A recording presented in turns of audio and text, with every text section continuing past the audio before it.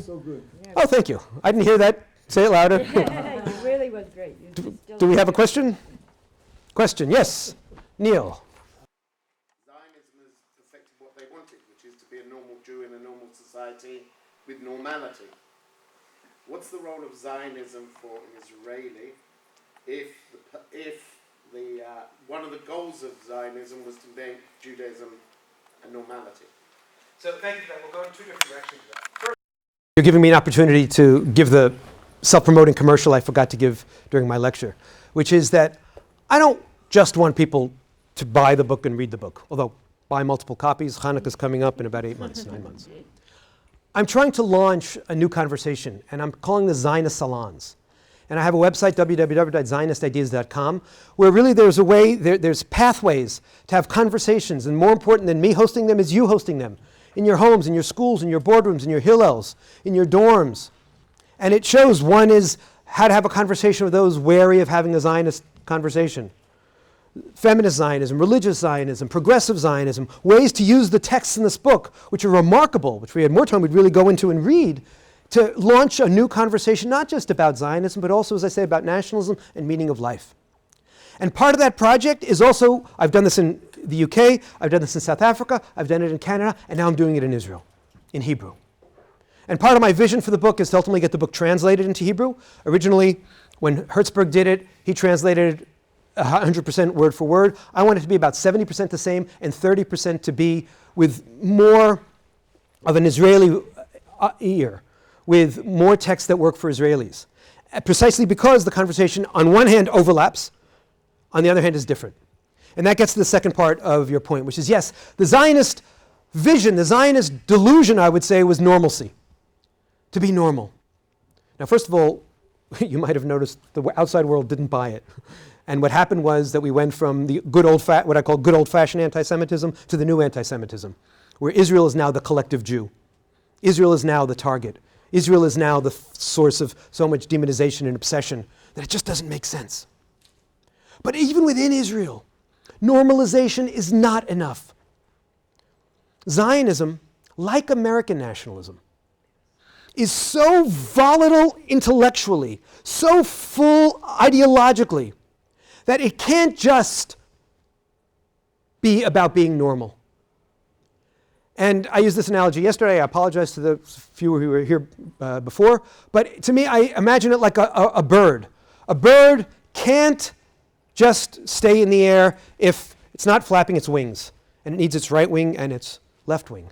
And birds always have to be soaring up. Certain forms of nationalism, Canadian nationalism. I spent 20 years in Canada, a wonderful place, but it's about peace, order, good government. it's true. Right? Yeah. It's about staying alive, which is a good thing. Zionism and American nationalism have this kind of engine of always trying to soar, always trying to reach. And most Israelis themselves are part of that conversation. Few of them are truly just into that kind of normalcy. But what happens, unfortunately, is that they too have been miseducated. And when I go around, and I just was in a mechina last week, speaking to 30 young Israelis who had just finished 12th grade and are about to go in the army, idealistic kids, and I talked to them, similar talk in Hebrew about this with a terrible accent, I apologize to them. They got excited because no one's talking about Zionism that way. So one of the things I need to do, and we all need to do, is not only here I talk about the need to revitalize the conversation in the United States for the sake of Americans as well as for the sake of Jews, and there I talk about the need to revitalize the conversation in Israel, which also gets these questions of core identity, of who am I? And I've done a number of events. I've done one in Tel Aviv by the Namal, by the port, where they build a sukkah with 150 Tel Avivis, all fashionably dressed and cool and hip with the earrings every which way. And they were excited because why? Fundamentally, I think we're all tired of having every conversation about Israel be about BDS and the Palestinians. Left, right, religious, non-religious, and Israeli, non-Israeli. We want to have this conversation. You open up this book, you don't get to the BDS and the Palestinians. You get to the meaning of life. You get to the question of identity. And so we have our work set out for us in Israel too. And then often when I have the opportunity to see you, it's with these students who have spent a gap year here in Israel, so they're kind of in the middle. And that's also a whole different conversation. But that's our challenge. Others, thank you for that. Yes. I heard the One of my heroes, Judea Pearl. Give him a round of applause. Really one of the great. I heard a lecture by BHL a week ago, Bernard Henri Levy, and his theme is chosenness. Have you heard his speech? I've read parts of it. It's in his book.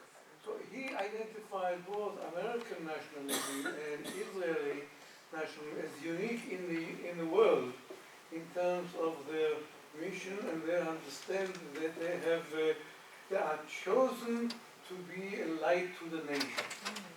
Is it part of your scheme too? You agree with this? Yeah, so I connect much more to his words like mission and light unto the nations. Chosenness has so much baggage. And I can sit here and give a nice parsha note where basically chosenness wasn't that we're better and that it's also it's opportunity, but it requires too much kind of cutting of the brush. And I'd rather get to the heart of the issue.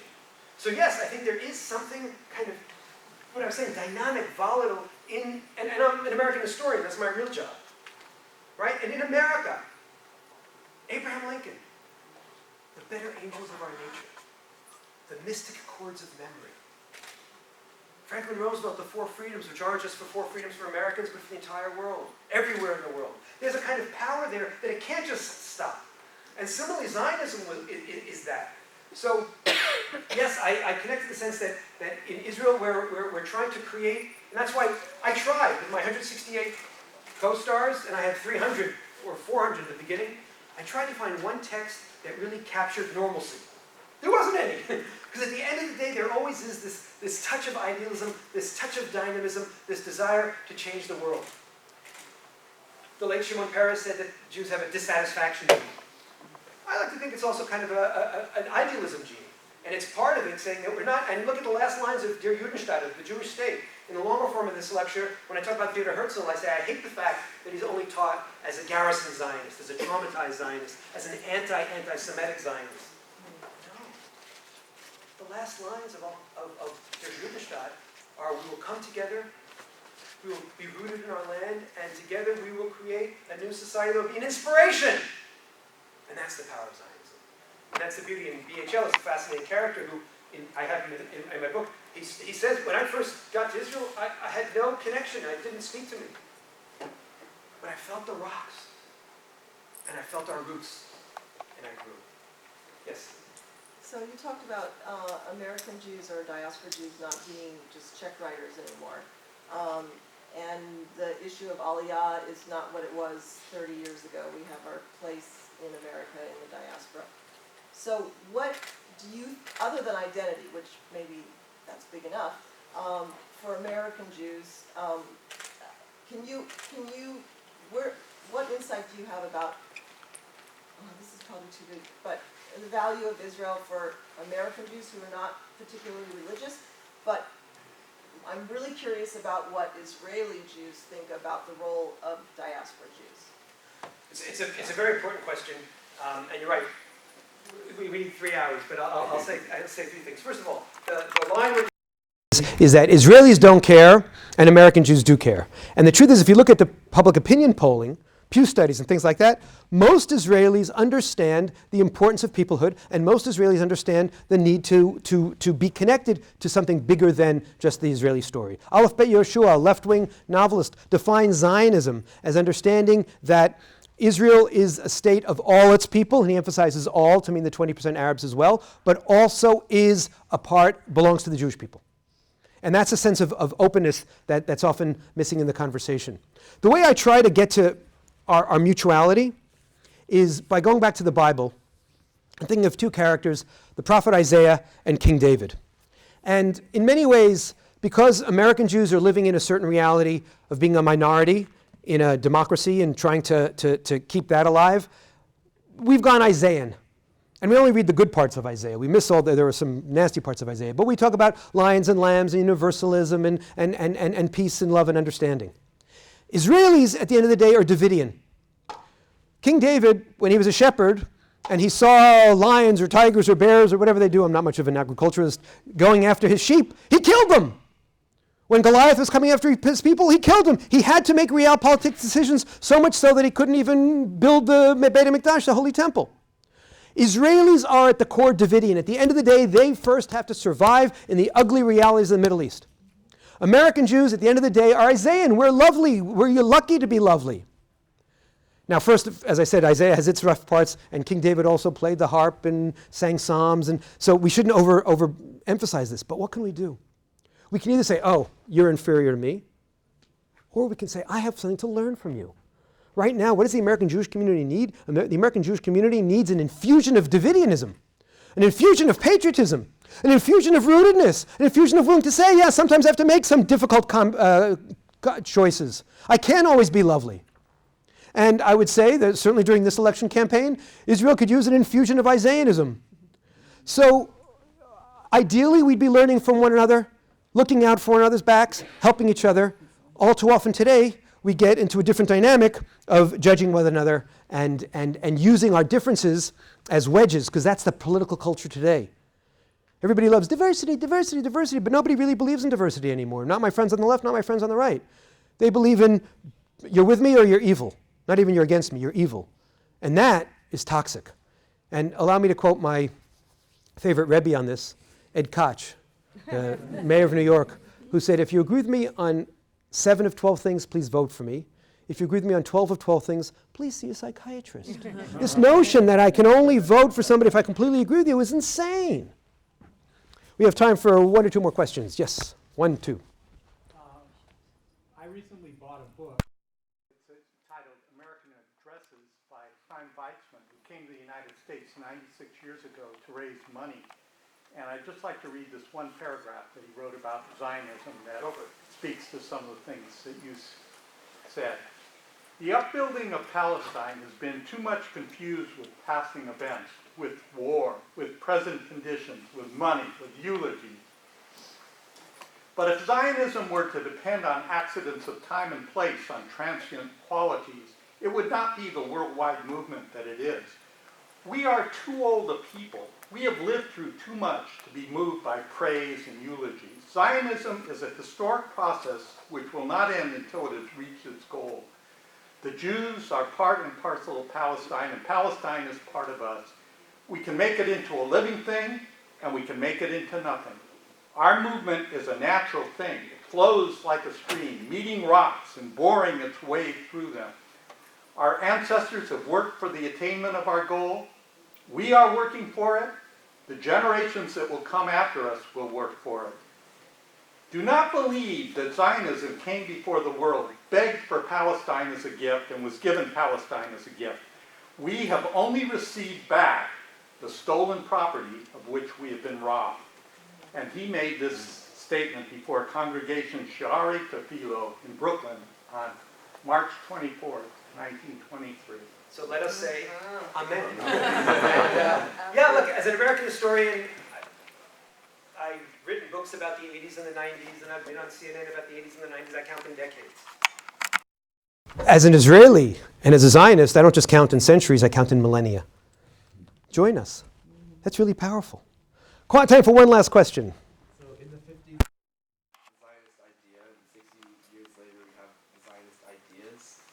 Where do you see Zionism progressing over the next set of 60 years? How are we going to be defining? Well, thank you for that. A good way of summarizing. So, look.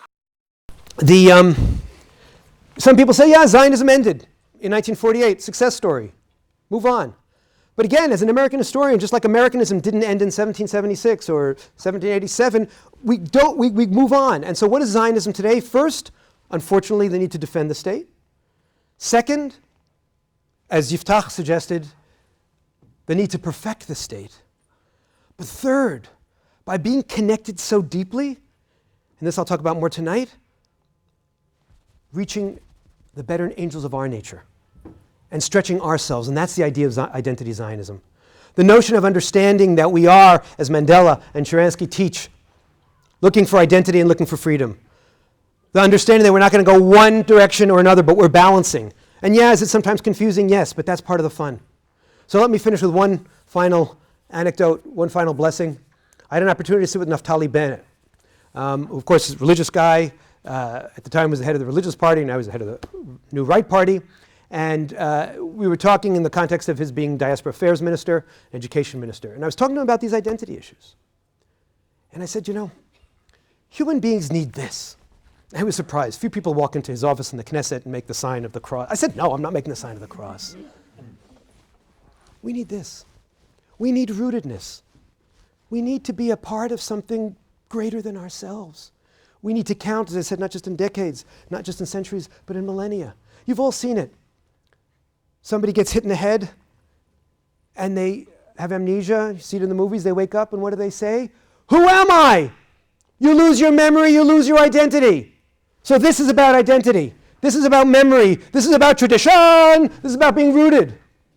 And this, community. What's this conference all about? You could have just stayed at home and Googled and gotten my 10 commandments and many other smart people's various commandments and ideas. But there's a power of community, and that's also countercultural. Zionism, when it works, is countercultural. It's against the me, the my, the more, the nowism of today. And so, bless you, my children. May you find your roots, and may you find your community. Thank you very much.